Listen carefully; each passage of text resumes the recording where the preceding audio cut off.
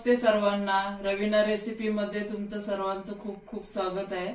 तर आजपासून नवीन वर्ष चालू झालंय। नवीन वर्षाच्या सर्वांना खूप खूप शुभेच्छा, हॅपी न्यू इयर। आणि नवीन वर्ष तुम्हाला सुख समृद्धी आणि भरभराटीचे जावो। आणि आज मी स्पेशल वडापाव बनवणार आहे। तर चला आपण आता वडापाव बनवूया। तर मी वडापाव बनवण्यासाठी आहे ना 1 किलो बटाटा घेतलाय, इकडे कुकर मध्ये शिजत ठेवलाय। आणि 1 किलो साठी मी आहे ना हे बघा, हे हिरव्या मिरच्या त्या आपल्या चवीनुसार जेवढं तिखट पाहिजे तेवढं। पण याला कसं माहितीये, लसूण जास्त घ्यायचं आणि अद्रक कमी घ्यायचं। तर आता मी लसूण एवढा घेतलेला आहे आणि अद्रक फक्त एवढंसं घेतलेलं आहे, 1 इंच तुकडा। अद्रकचं कसं जास्त नाही करायचं। तर हे मी आता वाटून घेणार आहे, हिरवी मिरची, लसूण आणि अद्रक। आणि हे कोथिंबीर घेतलेली आहे त्याच्यासाठी। तर हे मी वाटून घेते आता। ते बघा मी आता वाटून घेतलंय। आणि वाटून कसं घेतलंय, याच्यामध्ये पाणी नाही घालायचं, कोरडंच वाटून घेतलेलं आहे।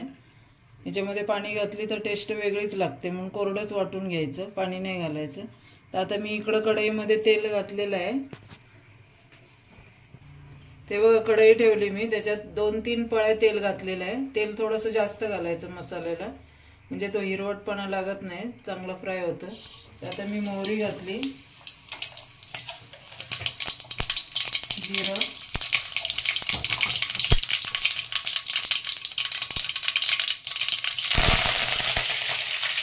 कढीपत्ता घालून घ्यायचा। कढीपत्ता भरपूर घालायचा, माझ्याकडे आता थोडाच होता। आणि त्याच्यामध्ये आपला हे मसाला फ्राय करून घ्यायचा चांगला।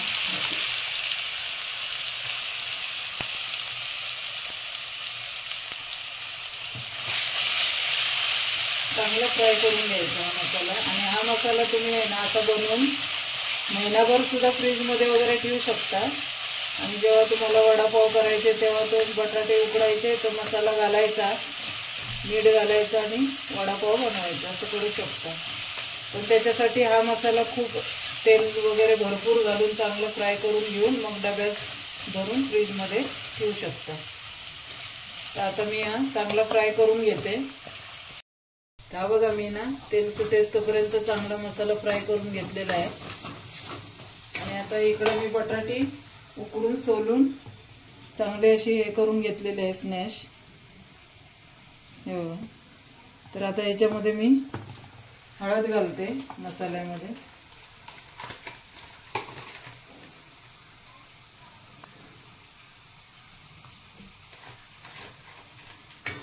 आणि थोडंसं मीठ घालून घेते,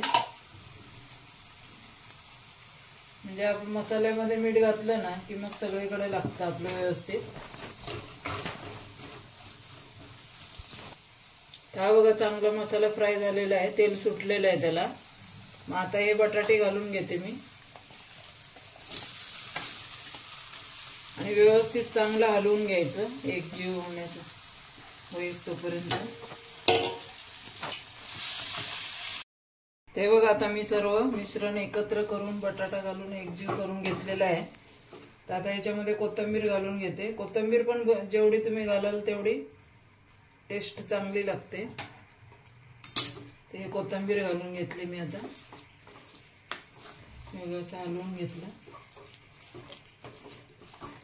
आता हे थंड झालं की मी वडापाव बनवून घेते। तर हे बघा मी बेसन घेतलेलं आहे, म्हणजे पहिलं स्टार्टिंगला थोडेच काढणार आहे गरम गरम। तर हे बेसन घेतलंय आणि त्याच्यामध्ये मीठ घातलेलं आहे। तर आता सोडा घालून घेते थोडासा। हे बघा एवढ्या पिठाला मी एवढा सोडा घालणार आहे। तर आता हे कालवून घेते, तुम्ही हातानेच कालवते कारण याच्यामध्ये गठोळे आहेत त्या पण मोडतात। तर चांगलं मी एकजीव करून घेते। ते बघा मी पीठ आता कालवून घेतलेलं आहे, तुम्हाला दाखवते। हे बघा एवढं पातळ ठेवलेलं आहे। तर आता मी इकडं बटाट्याचे जेवढ्या आकाराचे आपल्याला पाहिजे तेवढे मी बनवून घेतलेलं आहे। आणि इकडं तेल ठेवलेलं आहे गरम करत। तर तेल आपलं तापलेलं आहे। तर चला मी बनवून दाखवते। तर गॅसची फ्लेम मी वाढवते थोडी. ते बघा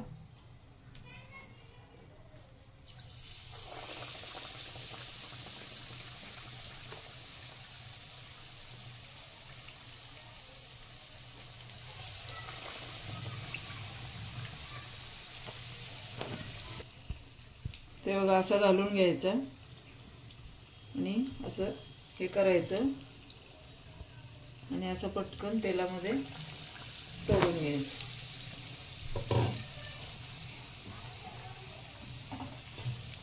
ते बघा तर गॅस मी थोडासा मीडियम ठेवलाय. हे बघा कढई छोटी आहे म्हणून मी 3च सोडून घेतलेत. ते बघा आपलं कसं फुगलेलं आहे वडा. चालटून पलटून आहे ना एक 5-10 मिनिटं तरी चांगलं भाजून घ्यायचं. सोडा पण जास्त नाही घालायचा कारण सोडा जास्त झाला तर सगळं तेल आपलं खेचलं जाईल वड्यामध्ये.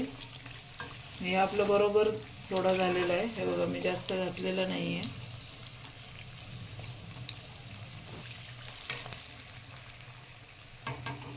हे साईडचा असं भुगा काढून घ्यायचा. तो पण वडापाव खाताना घेतल्यावर छान लागतो चवीला त्याच्यासोबत. ते बघा आपलं आता चांगले भाजलेले आहेत. कलर चेंज झालेला आहे. आता मी काढून घेते. हे बघा तुम्हाला दाखवते. हे बघा चांगले शेकलेले आहेत. आता मी काढून घेते.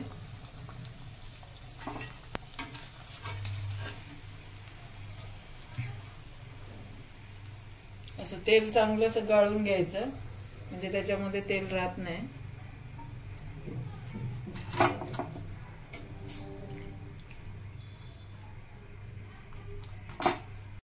आता आपलं तेल जास्त तापलेलं आहे म्हणून मी आता काय केलं गॅस बारीक केला आणि मग सोडते.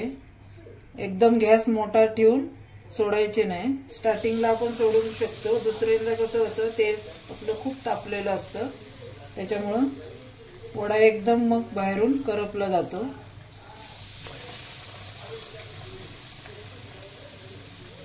म्हणून गॅस एकदम बारीक करायचा आणि मग सोडून घ्यायचं.